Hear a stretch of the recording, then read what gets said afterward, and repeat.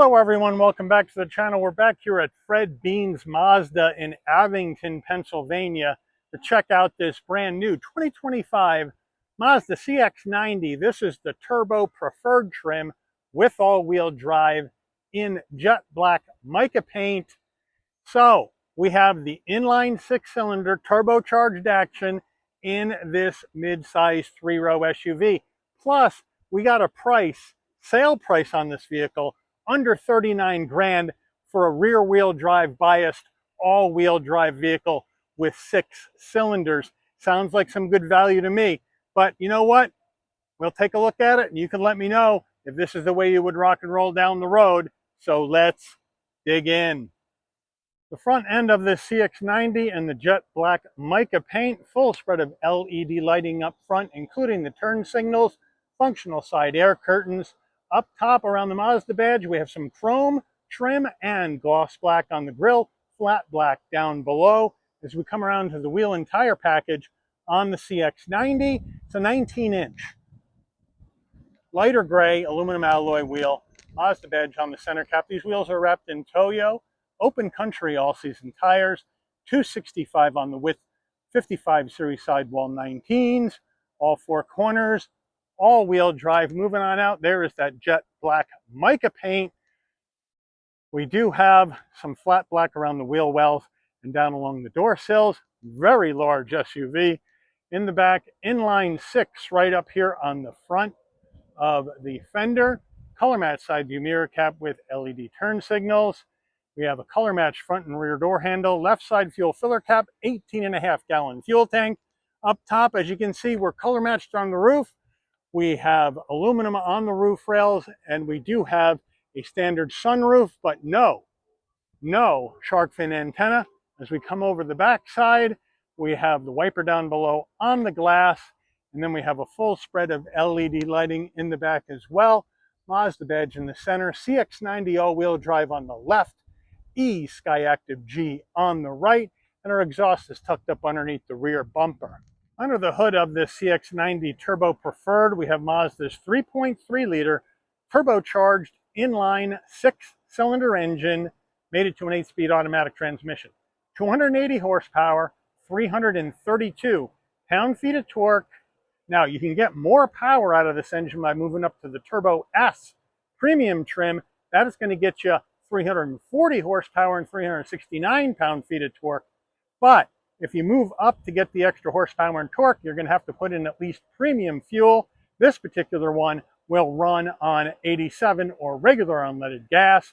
It can tow up to 3,500 pounds, MPGs, 24 in the city, 28 on the highway, and 25 combined. This is a mild hybrid setup, so let me know what you think. Before we get into the interior, you're going to want to know, Mike, how much for this CX-90 Turbo Preferred? Well, here we go. Base price, $41,145. This vehicle's got a couple options on it. We'll check those out when we go through the window sticker. Once we add those in, and a destination and delivery charge of $1,455 from Mazda's Hofu, Japan assembly plant, we have a total MSRP from the factory of $43,100. But after discounts, the sale price on this vehicle is $38,971. So let's check out the interior.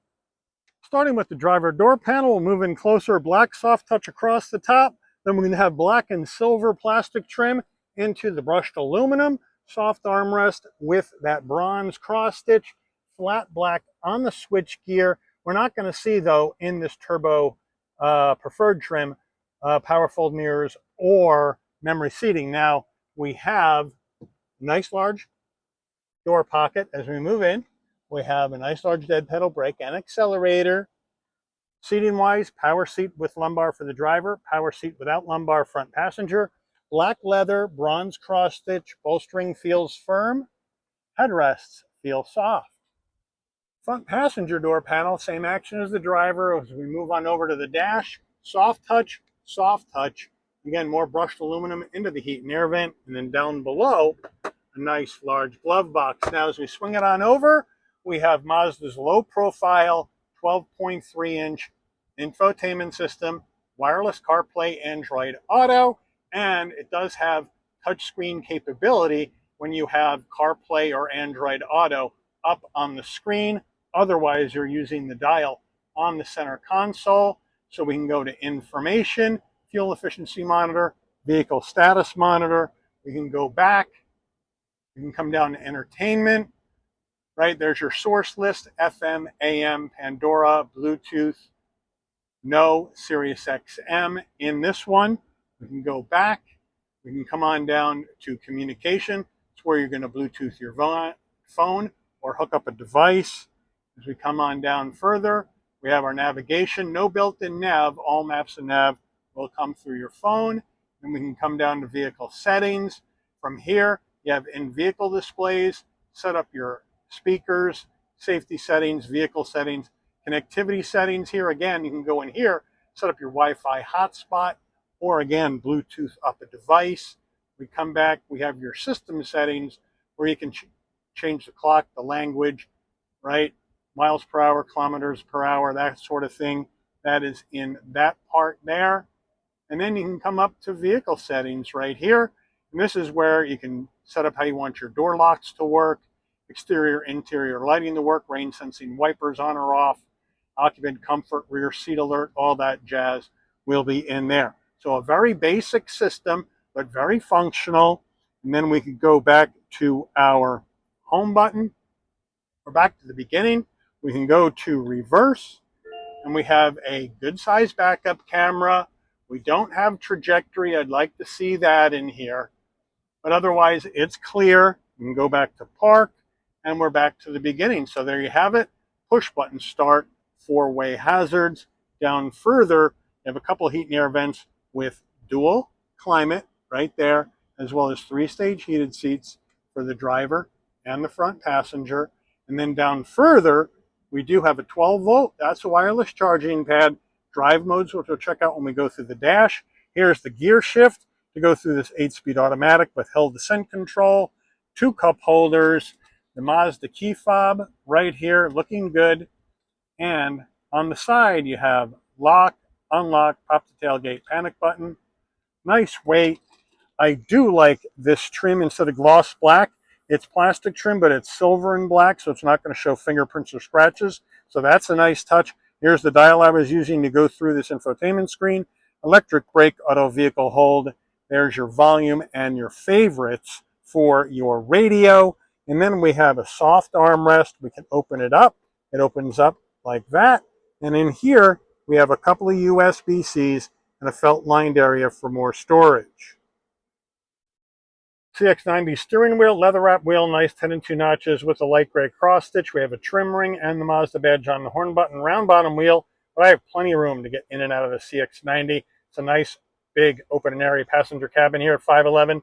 Now, flat black on the switch gear, telephone voice commands, volume, source for your music, info to go through the digital part of this dash. On the right side, you have your adaptive cruise.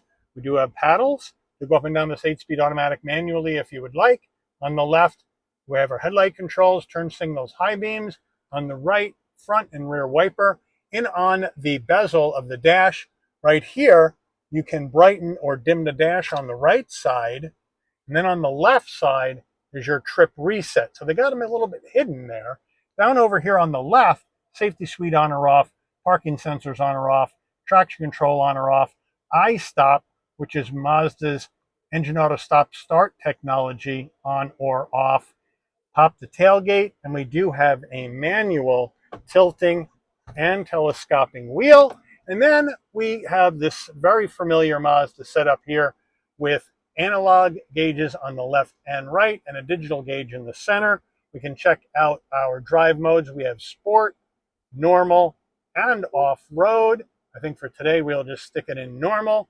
And then we do have additional information you can go through on the center that you may want to see, because that center part is a digital gauge. So nice and simple and easy to use.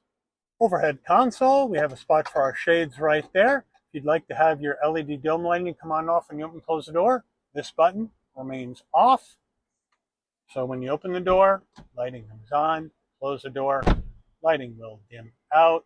Here's the spot for your power roof. The shade is manual. You throw it back with your hand, and then one touch, glass goes back, wind buffeter comes up, one touch back, no problem. And if you want to tilt it, you just push that button up towards the roof, tilts up or tilts down, and then we can close up the shade with our hand. Rear view mirror, framed rear view mirror with manual dimming function, sun visor with vanity and an LED light. Does it slide? Yes, it does. Getting into the back door of the CX-90, but first the rear door panel. We do have security shades on either door, which is nice. Soft touch, more soft touch on the armrest with the bronze, with the trim. So nice consistency of design front to back. I have the seat set for my driving position, so we'll hop in. Nice flat roof to get into. No need to duck until you're probably over 6 foot tall. Once I'm in though, plenty of room for my head, shoulders, and knees, 5'11". The leather all the way down. Seat pocket behind the driver and the front passenger, and then the rear center console, 2 heat and air vents, 2 USB-Cs, and we have climate control in the back as well. And then the bench seat in the same leather with the insert design and the stitching, nice and soft, got the perforation going. And then our center armrest, very soft, 2 cup holders. So overall, here in the mid row, very, very comfortable, and I got some LED lighting in the roof as well. Getting into the third row, well, on the seat base, there's a button. You just hit it, and you have to push it forward, get it up out of the way. Not bad, and then we can get on in row number 3. Now, row 3 is not leather. It's a leatherette, but it has the same feel and the stitching, so I do like the design, even though the material is less expensive in row number 3. We do have a couple of cup holders and a USB-C on the right side of the vehicle. Over here on the left side, same 2 cup holders and a USB-C. And I do have a good amount of room back here, even though my knees are a bit high and my head is almost hitting the roof of the vehicle. But overall, it's not bad. But I would say smaller adults and kids would be perfect here in the third row. Getting into the cargo area of this Turbo Preferred CX-90, power lift gate, so you can pop from the key fob, you can pop from the dash, come to the back, right underneath the Mazda badge, there's a button that beeps a couple of times. Nice electric assist on the way up, nice electric assist on the way down using this button, with all rows up, 14.9 cubic feet of cargo space in the back of CX-90. We do have an area here, open that up, got a little bit of extra storage with some tools, and then on the right side here, we do have a 12 volt, and then on the left, some hangers, an extra cubby, and some LED lighting. And to get the third row down is pretty simple. You just pull this, the headrest drops and you throw them forward, pull the strap, keep tension on it, headrest drops, throw them forward. Now with the third row down, we have 40 cubic feet of cargo space in the back of CX-90, but we don't have any levers or buttons to drop the mid-row bench. So we have to go around to each door. And we have to go ahead and pull this up, and the seat will fold down. And then we go around to the other side. Pull the lever, the seat will fold down. So now, with the third row and the mid row seats down, we have 74.2 cubic feet of cargo space in the back of CX-90, and that number is measured by the eye line, not to the roof. Window sticker time, here we go, 25 CX-90 Turbo Preferred, standard equipment left and right.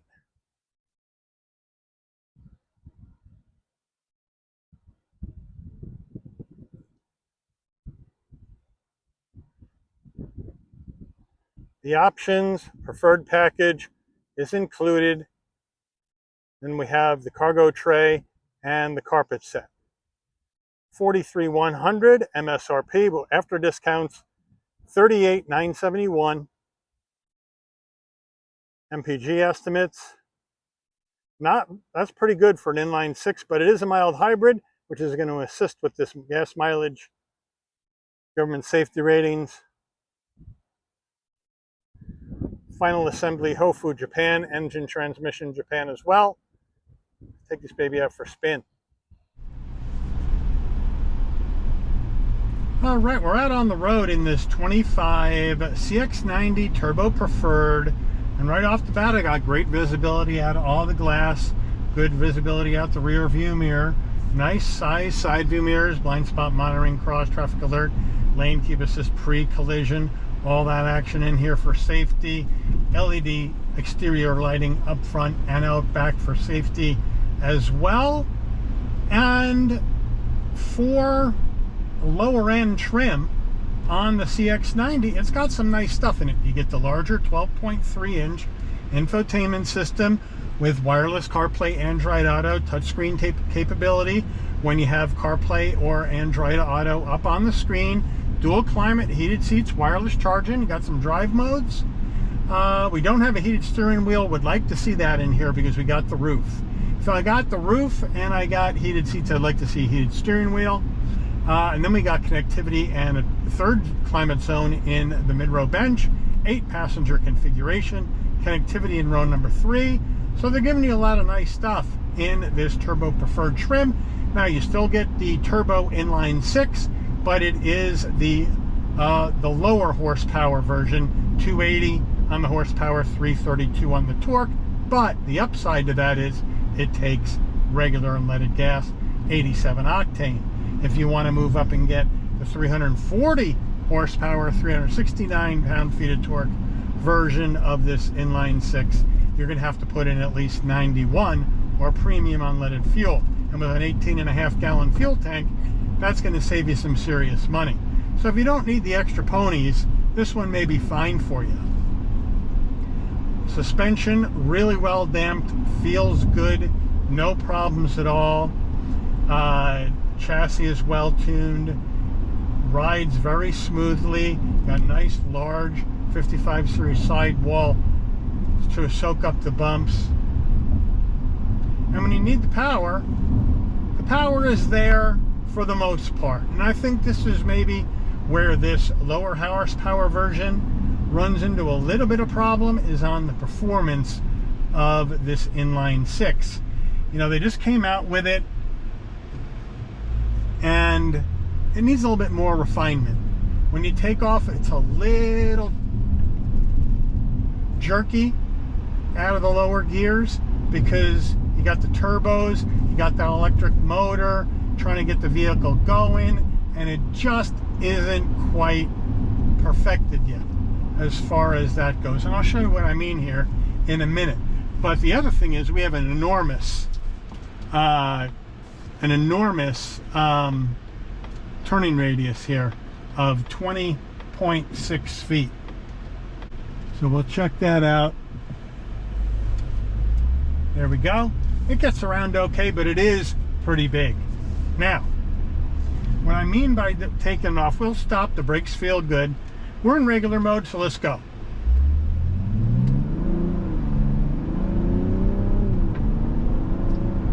Now when you step on the gas and give it some juice, it is going to shift down and take off no problem. Sounded good, felt nice and smooth on the power. But the thing is, when you don't step on it, you get a little woo, woo, and then you give it a little bit more gas and then it goes. So I think Mazda needs to do a little bit more refinement on this powertrain, more noticeable in this versus the 340 horsepower version of this engine. We already reviewed that in the CX-70, which is the same vehicle as the CX-90, except it only has 2 rows instead of 3. So I'll put that CX-70 Turbo S Premium review we did at the end of this one, in case you want to check out that higher horsepower engine. But overall, it does a pretty good job. And if you think about it, you're getting a rear-wheel drive biased, all-wheel drive vehicle with an inline 6-cylinder engine for a sale price of $38,971. That is a lot of car for that kind of money. A lot of car, especially with the rear-wheel drive. They're not all like that, and most midsize 3 rows now have turbo 4s and not 6 cylinders. So it brings some value, even with this little bit of a squirrely takeoff at the lower speeds in this driveline for $38,900. It is well worth a look at this CX-90 Turbo Preferred. So if you're in the market, I'd put one of these on your list to check out and, you know, decide for yourself. But at this sale price, it's a tough car to beat in the segment. But you let me know what you think. If you're in the market for a midsize 3-row SUV, do you go CX-90? And if so, do you go with this lower horsepower version? Do you go with the higher horsepower version of the inline 6? Or do you go with the plug-in hybrid, which is a 4-cylinder engine with a plug-in battery? You let me know. Or do you go somewhere else with your hard-earned money? Let me know. Put it in the comments. But I do want to thank Fred Beans Mazda here in Abington, Pennsylvania, for allowing the channel access to this brand new 2025 Mazda CX-90 Turbo Preferred with all-wheel drive in jet black mica for review today. I'd like to thank all of you for watching. If you enjoyed this video, please consider giving it a like. Please also consider subscribing and turning on that notification bell so you never miss another Shabby's Rides video. And I'll see all of you on the rebound. Take care, everyone.